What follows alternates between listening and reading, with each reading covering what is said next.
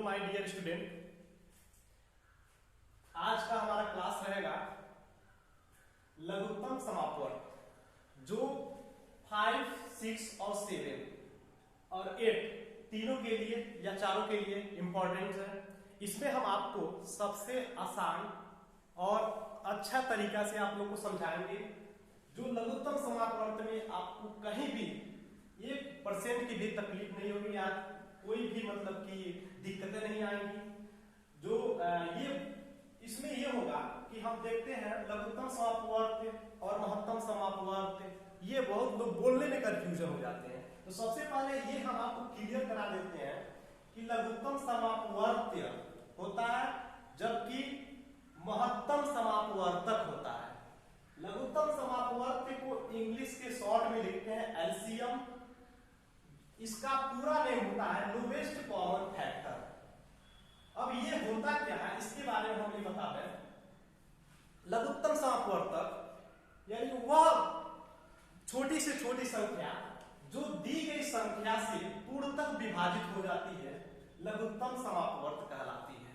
Example के तौर पे यदि हम लें 2, 6 और फिर से 10, ये हो गया। इसका हम बोल रहे हैं लघुत्तम समापवर्त होगा क्या।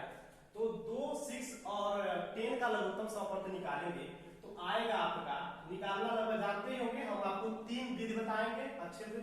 इसका लगभग मतलब कि ये 30 होगा। हाँ 30 होगा।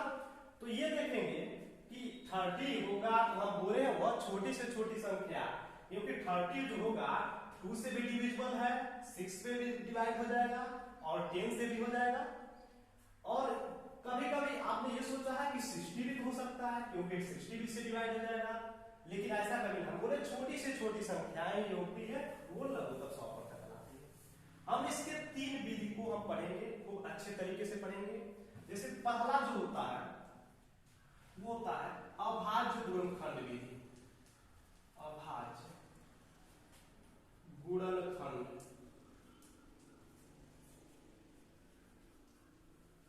विधि। नंबर 2 होता है भाग विधि। नंबर 3 होता है अपवर्त्य विधि।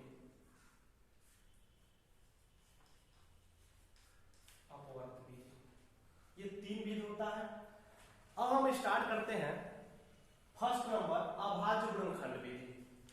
तो अभाज्य गुणनखंड में देखते हैं सबसे पहले क्या होता है कि होता क्या अभाज्य गुणनखंड, यानी किसी भी संख्या का वह छोटी से छोटी फैक्टर, वह छोटा से छोटा यानी कि बोल सकते हैं गुणनखंड जिसको और भी संख्या में हम इसको डिवाइड नहीं कर सकते हैं।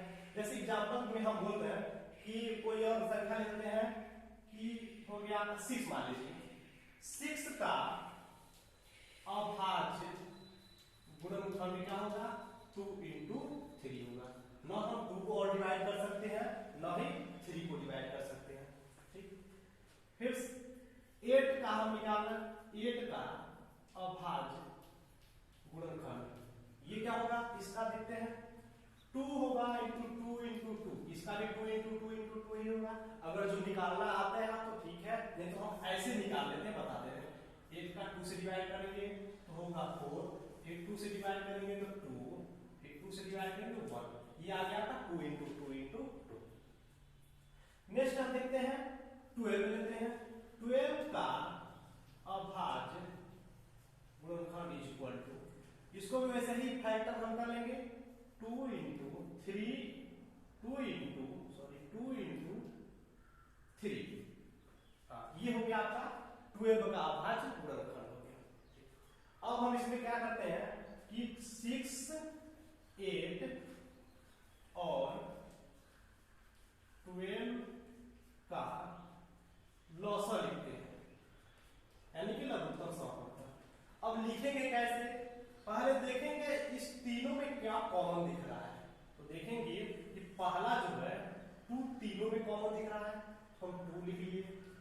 फिर अब मैच कराएंगे, अब देखेंगे कुछ कॉमन नहीं दिख रहा है, कुछ नहीं दिख रहा है तो सबसे जो नहीं मैच करता उसको भी लिखते हैं और जो कॉमन दिखता है उसको भी लिख लेते हैं। तो हम यहाँ देखेंगे सबसे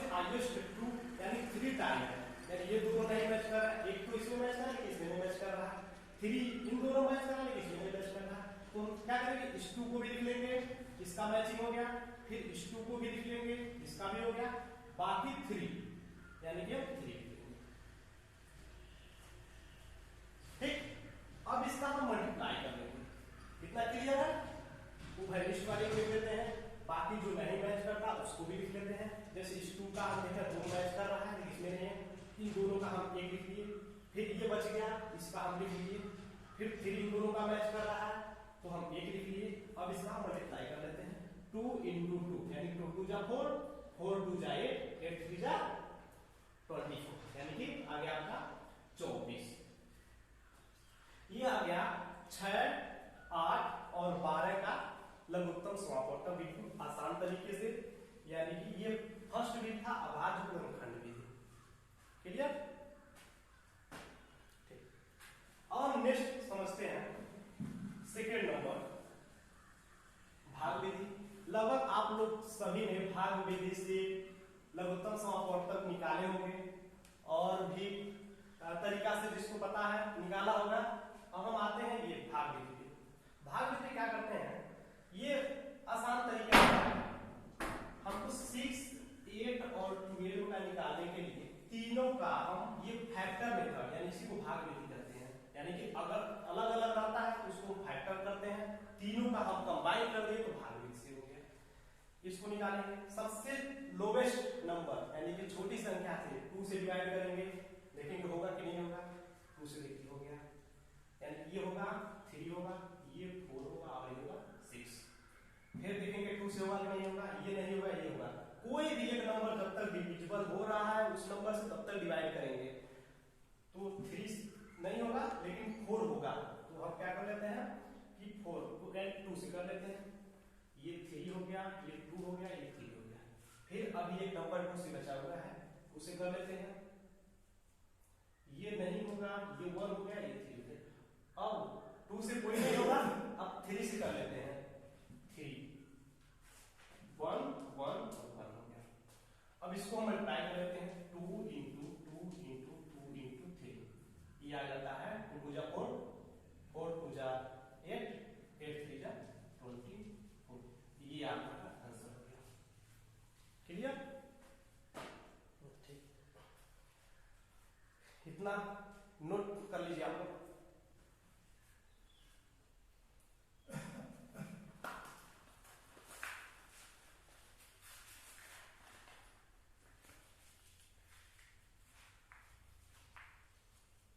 चलिए अब नेक्स्ट हम समझ लेते हैं नंबर 3 अपवर्त विधि। अपवर्त विधि क्या होता है ये देखेंगे कि ये अगर जो आपको समझ में आ जाए तो बहुत आसान और अच्छा तरीका होता है, लेकिन कभी कभी मान लीजिए आप लोग कंफ्यूजन रहेंगे तो थोड़ा सा दिक्कत होता है, डिफिकल्ट होगा समझने में। तो अपवर्त में क्या होता है, अपवर्त मतलब ये होता है, समझिए टेबल है, ये टेबल उसका मल्टीप्लाई 1 में 2 में 3 में। अपवर्त में ये होता है कि अगर जो कोई बोल रहा है 6 का अपवर्त क्या होगा, 5 का अपवर्त क्या होगा, तो कुछ नहीं, बस उसका आप टेबल पढ़ लीजिए, ये अपवर्त हो गया। यानी 5 1 जा 5 यानी कि 5 × 5 5 × 10 5 × 15 5 24, ये सब क्या होगा, अपवर्त हो गए। ऐसे ही हम देख लेते हैं, जैसे एग्जांपल इसी का था 6 का अपवर्त इज इक्वल टू क्या होगा, एक तो हम 6 ही लिख लेंगे, 12 18 24 डाटा कर देंगे, और ये देख लेते हैं फिर 8 का अपवर्त इज इक्वल टू हो जाएगा, 8 लिख लेंगे, 16 24 32, ये हो गया। नेक्स्ट आपका था 12 का भी लिख लेते हैं, 12 का अपवर्त 12 तो होगा 24 36 48 डाटा कर लेंगे, छोड़ देंगे। अब हम क्या करते हैं, आप समझने वाली बात है, अब तीनों का लिखेंगे 6 8 और 12 का समापवर्त। समापवर्त ये दो शब्दों से मिलकर बना हुआ है। पहला जो सम धन अपवर्थ। सम और अपवर्थ को जब मिलाएंगे तो वो हुआ है समापन। सम मतलब बराबर। ये देखेंगे इसमें क्या कॉमन है, क्या मिल रहा तीनों में, तो देखेंगे पहले नहीं मिला है, सेकेंड में नहीं मिला, थर्ड में नहीं मिला, कहीं कहीं मिलेगा एक नंबर की। ये 24 जो है ये मिल रहा है, मैच कर रहा है तीनों में, ये हम लिखेंगे 24। और भी आगे नंबर यदि मिलता, एग्जाम्पल के तौर पे अगर हम और आगे जा रहे हैं, जैसे कि हम बोल रहे हैं कि आज हम 48 ही ले लेते हैं। मान लीजिए अगर इसका टेबल पढ़ दिए 48 तक जितने भी टाइम, इसको भी अगर 48 मिल जाता, तो अगर उसको भी हम लिख लेते हैं तो ये दोनों मैच करने के बाद हम इसमें ये देखेंगे सबसे लोवेस्ट, क्योंकि हम एलसीएम में बोले थे सबसे छोटी से छोटी संख्या, यानी कि ये छोटी संख्या दोनों क्या हुआ 24 होगा।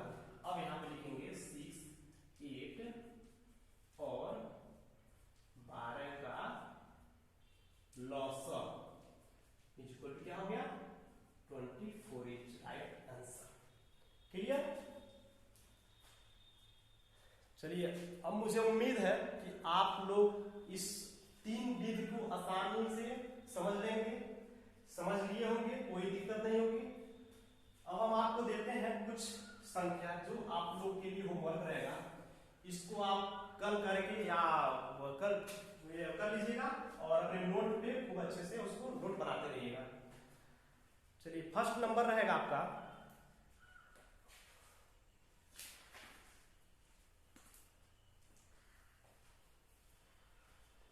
15, 25, 30, ये हो गया। सेकेंड है 8, 14, 21, ये दो दिए हैं, दोनों का आप लोग निकाल लीजिएगा कि तीनों बेस से जितना भी हम भी बताया यानी भाग भी और अपवर्त बेस से आप लोग निकाल लीजिएगा। चलिए, मुझे उम्मीद है आप लोग ये कर लेंगे और अच्छे तरीके से इसको रिस्पॉन्स देंगे। आप लोग का बहुत बहुत धन्यवाद। Thank you.